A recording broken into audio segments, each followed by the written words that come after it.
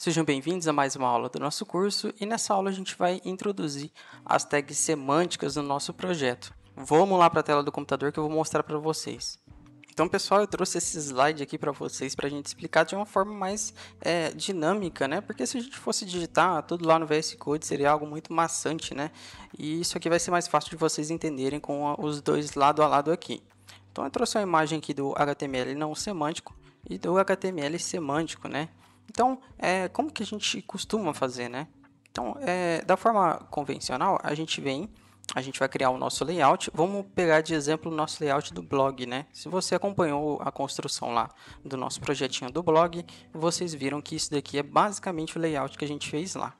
Então, como que foi, né? A gente criou uma div header, né? Uma div cabeçalho, com um menu embaixo da div, porém o menu a gente está fazendo através de listas, né?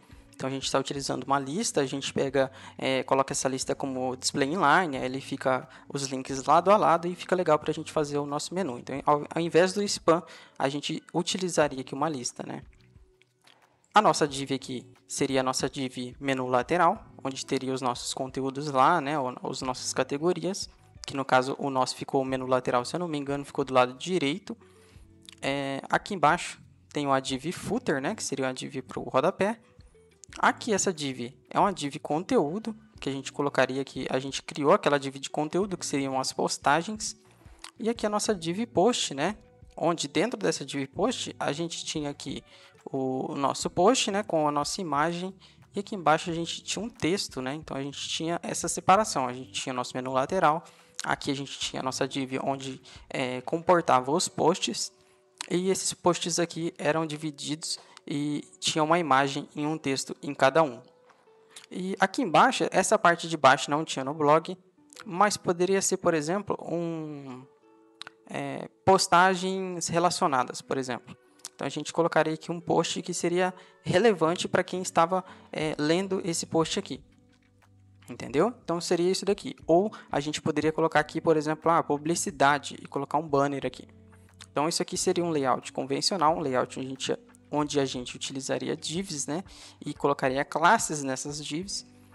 E aqui já é um HTML semântico, né? Onde o HTML5 trouxe essas tags para ajudar a gente nesses casos. Então, até hoje, a gente fez dessa forma, a gente utilizou divs para a gente construir nosso layout. E a partir de agora, a gente só vai fazer da forma semântica, tá? Então, aqui em cima, a gente já tem uma tag header. A gente não precisa mais criar uma tag div com a class header. A gente pode colocar direto o header. A gente pode utilizar direto a tag nav para fazer os nossos menus. Tá? Não precisa mais da gente fazer aquilo lá por fora, colocar uma div e dentro da div a gente colocar a lista. A gente pode utilizar o nav.